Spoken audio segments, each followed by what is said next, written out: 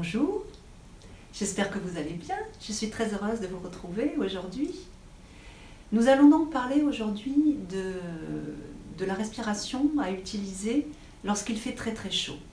Alors lorsqu'il fait très très chaud, notre corps utilise son énergie pour réguler sa température. Dans la pratique du yoga, nous allons à ce moment-là accompagner, voire aider notre corps dans ce processus. Globalement, la pratique des pranayamas va aider, va être bénéfique dans ce processus, puisque l'on sait que la pratique du pranayama, de la respiration, va entraîner un apaisement, un calme intérieur qui va ralentir le rythme cardiaque. Donc dans ce sens-là, nous allons abaisser les énergies de notre corps, nous allons éviter que le feu digestif s'élève et élève nos énergies, nous allons au contraire les rabaisser et donc amener du calme et réguler la température corporelle. Il existe cependant un pranayama spécifique qui va en plus amener de la fraîcheur, rafraîchir réellement. Ce pranayama s'appelle Sitali ou Shitali, on peut le prononcer des deux façons.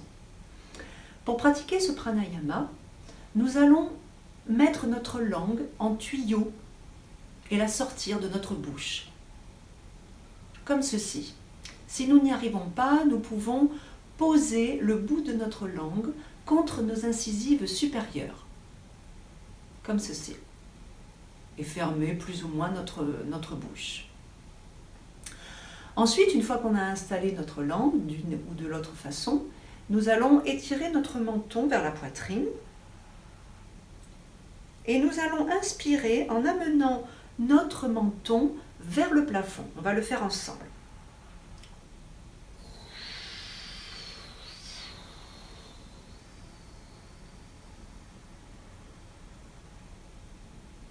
Une fois ici, nous plaquons notre langue contre notre palais et nous redescendons notre menton vers la poitrine en installant le souffle Ujjayi, le souffle glottique.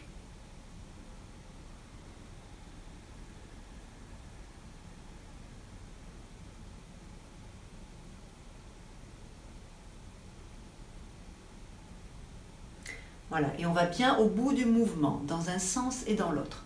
Si vous n'êtes pas à l'aise avec Ujjayi ou que vous ne maîtrisez pas bien, vous faites une respiration par le nez classique.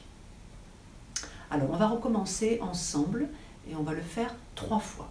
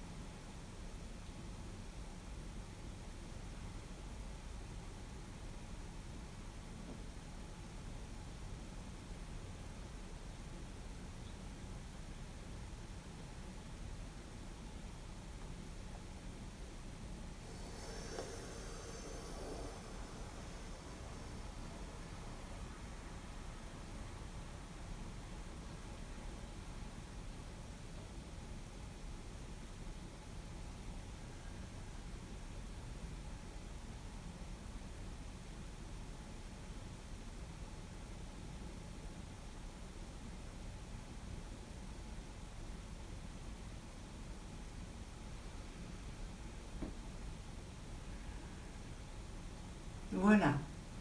Au passage, nous noterons que nous travaillons également sur la détente et l'assouplissement des cervicales.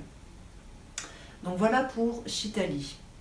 En ce qui concerne les asanas, les postures, quand il fait chaud, juste un petit conseil, nous allons éviter de pratiquer des postures d'ouverture, comme par exemple le guerrier, qui vont plutôt faire monter nos énergies et donc réchauffer le corps. Donc on va privilégier les postures de fermeture, de flexion avant et aussi les postures de torsion, voilà, d'élimination.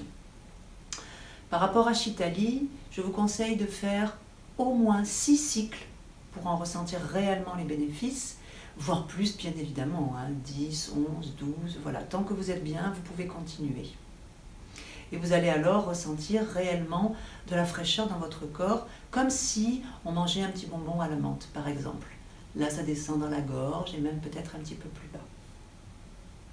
Voilà donc pour aujourd'hui.